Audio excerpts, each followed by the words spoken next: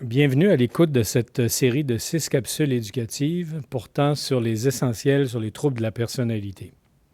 Ces capsules ont été élaborées par des professionnels du Centre de traitement le Faubourg-Saint-Jean, qui est au CIUS de la capitale nationale. Il s'agit d'une clinique spécialisée dans le traitement des troubles de la personnalité. Ces capsules se veulent également des réponses à des questions courantes en regard du trouble de la personnalité. À qui sont destinés ces enseignements et pourquoi les faire? Nous visons d'emblée les personnes ayant un trouble de la personnalité. Nous avons comme premier objectif de donner des informations justes, issues de la recherche et de l'expérience clinique. En apprendre davantage sur le trouble est une première étape importante pour le traitement, et notamment pour vous permettre de prendre en main votre rétablissement. Nous ciblons également les familles et les professionnels de la santé. Des membres des familles sont souvent très impliqués auprès de leurs proches et pourront avoir un impact sur l'issue de la démarche auprès d'eux. Je me présente aussi, je suis Gabriel Autreny, ergothérapeute et je travaille au Centre de traitement le Faubourg-Saint-Jean. Je suis Laurence Vioguet, je suis psychologue et je travaille aussi au Centre de traitement le Faubourg-Saint-Jean. Quelques consignes pour les capsules. Ces capsules-là ont été conçues dans un certain ordre, mais peuvent être également écoutées et réécoutées dans l'ordre que vous le souhaitez. Vos réflexions conséquentes à ces informations que vous allez recevoir pourront être échangées avec les professionnels qui sont impliqués dans votre démarche thérapeutique. Et sachez qu'on apprécie tout le temps vos commentaires, vos questions quant au contenu. Et cela va nous permettre d'être encore plus pertinent, de faire des modifications au besoin dans les informations qu'on souhaite vous communiquer. Sur ce, bonne écoute. On serait donc rendu à la 3e capsule. On aborde les causes, l'évolution naturelle et l'impact du trouble de personnalité. Nos objectifs, c'est de mieux comprendre l'évolution du trouble de personnalité et on va vraiment amener une distinction avec et sans le traitement. On va venir identifier les causes du trouble de la personnalité et reconnaître et mieux comprendre les impacts du trouble de personnalité sur notre vie. Comme d'habitude, avec une première question là, qu'on entend, qu'on se pose souvent, les gens me disent « Je me sens souvent seul parmi les autres. » Est-ce que beaucoup de gens reçoivent ce diagnostic-là de trouble de personnalité? Oui, c'est une question qui nous est souvent posée par les gens qui viennent en évaluation. Il y a des études là, qui répondent très bien à ces questionnements-là. D'abord, les personnes qui sont traitées dans les services psychiatriques, on va retrouver 15 à 25 de ces personnes-là qui vont présenter ce diagnostic. Les personnes qui vont consulter aux urgences en raison d'une détresse ou d'un geste délétère, on retrouve entre 9 et 10 de ces personnes qui présentent un diagnostic également de troubles de personnalité. Donc, c'est un diagnostic très fréquent qui est de plus en plus diagnostiqué et adéquatement diagnostiqué d'ailleurs. Ce qui est important aussi, c'est de constater, de travailler sur le trouble pour diminuer d'abord la durée du malaise, mais aussi la longévité de la vie. Il y a d'autres études qui vont parler d'une espérance de vie diminuée de 9 à 13 ans lorsqu'on présente ce diagnostic par rapport à la population générale. Donc, très significatif. Donc, on constate que beaucoup de gens, j'enchaînerai peut-être avec une deuxième question pour toi, Laurence, qui vient vraiment traiter au niveau de la cause, d'où ça vient. Mais souvent, les gens, ce qu'ils vont nous demander, c'est c'est-tu à cause de mes parents que j'ai un trouble de personnalité? Oui, en fait, les personnes qui reçoivent un diagnostic de trouble de la personnalité cherchent souvent à comprendre pourquoi ils ont développé ce problème-là, puis c'est tout à fait normal là, de vouloir comprendre. Les gens ont parfois des pistes de réflexion sur la question. On peut entendre parfois les gens dire « c'est à cause de mon milieu familial toxique » ou de tel trauma que j'ai subi en étant jeune. Ou c'est sûr, j'ai commencé à consommer puis à me tenir avec des personnes qui avaient une mauvaise influence sur moi. Ce qu'on sait surtout, c'est qu'il n'existe pas de cause unique qui fait en sorte qu'une personne va développer un trouble de la personnalité qui débuterait au cours de l'enfance ou de l'adolescence puis qui serait finalement diagnostiqué à l'âge adulte. On sait que le trouble de personnalité se développe à partir d'une prédisposition dans nos gènes. On est comme ça, puis ce comme ça, c'est essentiellement une hypersensibilité émotionnelle. Les personnes plus sensibles dans leurs gènes vont expérimenter des émotions qui vont être douloureuses, plus fréquentes et peut-être plus intenses et qui sont plus difficiles aussi à ramener au calme. Et ces personnes-là sont plus à risque que d'autres de développer un trouble de personnalité. Mais il y a d'autres éléments comme une tendance à l'impulsivité ou avoir un TDAH, donc le trouble déficitaire de l'attention. Une plus grande vulnérabilité au stress peut aussi influencer. Bien sûr, les traumas dans l'enfance, les milieux familiaux plus problématiques dans lesquels il pouvait y avoir de la violence ou de la négligence, peuvent aussi compliquer le développement de la personnalité. Parfois, un moins bon pairage entre le tempérament de l'enfant et son parent complique le développement d'un attachement solide, puis il contribue aussi sans que ça soit la faute de personne. C'est donc un mélange de facteurs qui viennent des gènes et qui viennent de l'environnement qui contribuent au développement du trouble. C'est comme important d'arriver à bien comprendre tous ces facteurs-là, puis en même temps, on ne veut pas nécessairement chercher une explication rationnelle à tout prix, puis ça fait partie du processus peut-être d'acceptation là, du diagnostic. Exact. Des fois, on va avoir des pistes qui vont nous aider à orienter notre réflexion. C'est souvent en s'intéressant à l'histoire d'une personne qu'on réussit des fois à mettre des morceaux du casse-tête en place pour un peu comprendre l'évolution de tout ça. Mais c'est important de le dire parce que ça enlève beaucoup de souffrance peut-être et de culpabilité par rapport aux gens qui souffrent du diagnostic ou de leurs proches aussi, qui se demandent à qui la faute ou qu'est-ce que j'ai pas bien fait ou est-ce que j'aurais dû faire autrement puis est-ce que ça aurait fait une différence pour moi. Ça demeure, je dirais, important ce que tu viens d'ajouter.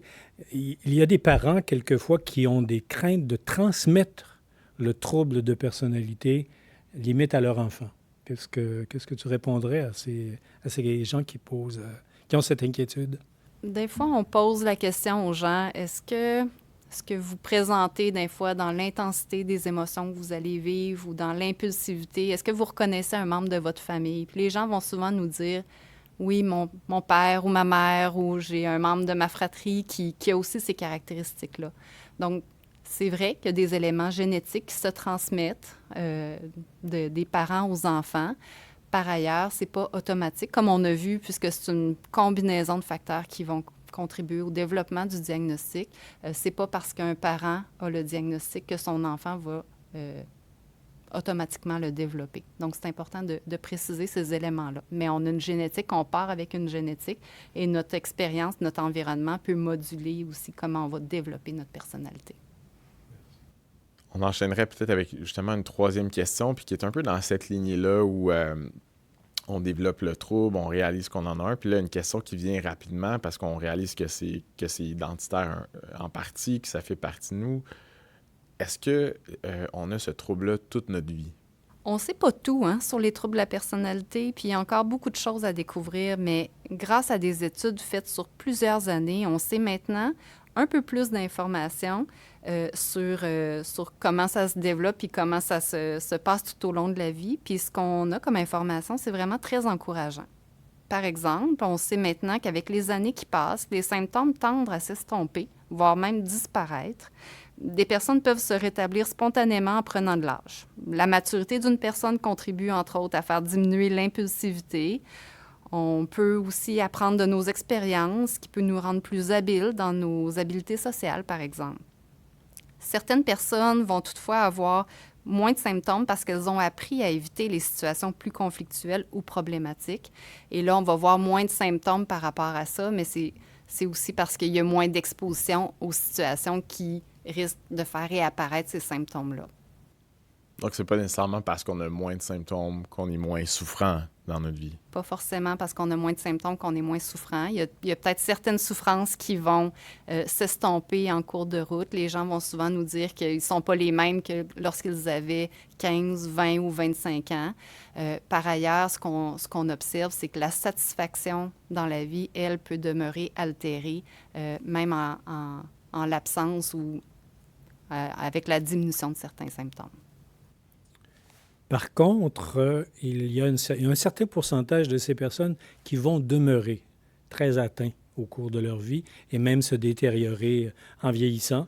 Donc, c'est relativement un faible pourcentage, mais tout de même, il y a quand même ces difficultés-là qui ne se résolvent pas avec les dont Laurence a parlé. Ben, c'est intéressant, puis je trouve que ça introduit bien la quatrième question qu'on avait répertoriée pour ce sujet-là en se disant, ben sachant qu'il peut y avoir une partie qui se résorbe spontanément, sachant qu'il peut y avoir une maturité qui s'acquiert, bien, des fois, on se demande pourquoi c'est important, pourquoi il faut traiter ça, un trouble de la personnalité. Bien, on sait que s'impliquer dans un traitement qui vise la personnalité aide non seulement à diminuer l'intensité des symptômes, mais comme je le disais aussi, à développer une vie qui est plus satisfaisante, c'est-à-dire avoir un emploi qu'on aime puis dans lequel on se sent valorisé, avoir des relations harmonieuses dans sa famille, avec un conjoint, une conjointe, avec des amis, avoir des activités de vie qui sont diversifiées, être en bonne santé. Donc, c'est ça qui contribue à une vie qui est plus satisfaisante et sur lequel on peut espérer des améliorations plus rapidement et de façon plus significative quand on s'engage dans un traitement. Pour certaines personnes, les soins impliquent surtout des traitements à l'externe, dans des cliniques dédiées pour le traitement. Ça peut être au travers des CLSC ou des cliniques comme la nôtre. Mais pour d'autres, ça inclut aussi des hospitalisations qu'on souhaite toujours être de courte durée, plusieurs traitements reçus en même temps ou des soins plus concertés entre plusieurs ressources. Par exemple, les gens peuvent avoir plusieurs intervenants impliqués là, dans leur suivi, comme des médecins, des intervenants, des organismes communautaires, des intervenants qui sont dans d'autres organismes, comme à l'école, par exemple, les mesures scolaires adaptées. Bref, le plus important, c'est ce que les études nous disent, c'est qu'il y a de l'espoir d'aller mieux, d'être satisfait dans ses différents rôles de vie, puis de vivre des relations plus harmonieuses, puis les traitements aident vraiment à atteindre tout ça.